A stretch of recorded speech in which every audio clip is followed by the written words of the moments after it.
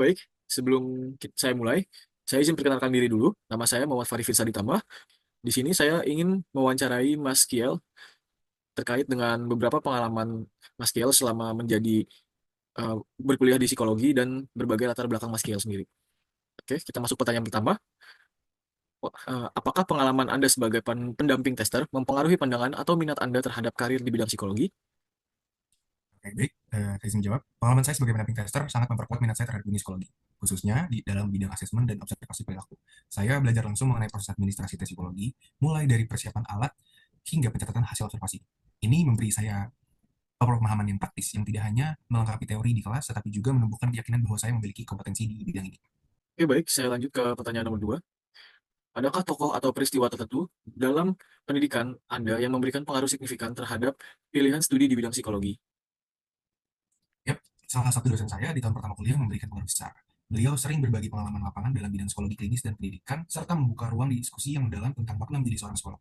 Cara beliau berinteraksi dengan mahasiswa dan ketulusannya dalam membantu orang lain menginspirasi saya. Oke, sekian pertanyaan dari saya. Kurang lebih mohon maaf dan terima kasih. Baik, sekarang giliran saya untuk mewawancarai Pak Fahri ya.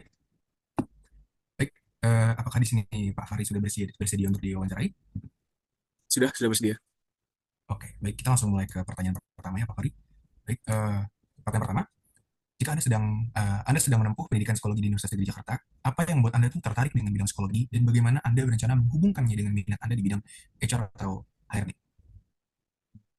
Saya tertarik pada bidang psikologi karena keinginan saya untuk memahami perilaku manusia dan dinamika interpersonal.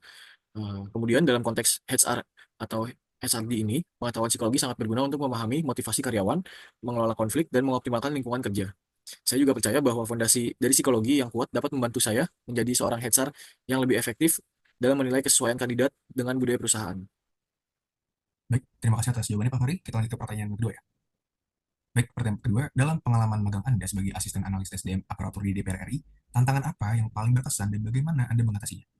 Untuk tantangan yang paling berkesan adalah ketika saya harus menangani beberapa volume atau beberapa berkas rekrutmen yang besar dengan waktu yang sangat mepet dan sangat dekat. Nah, jadi untuk hal ini saya mengatasinya dengan mengembangkan sistem pengkategorian dan prioritas ke berkas. Jadi kita mendahului berkas dulu apa yang lebih penting dibandingkan yang lainnya, serta mengalokasikan waktu secara efisien. Kemudian saya juga berkoordinasi dengan tim untuk memastikan semua proses berjalan lancar.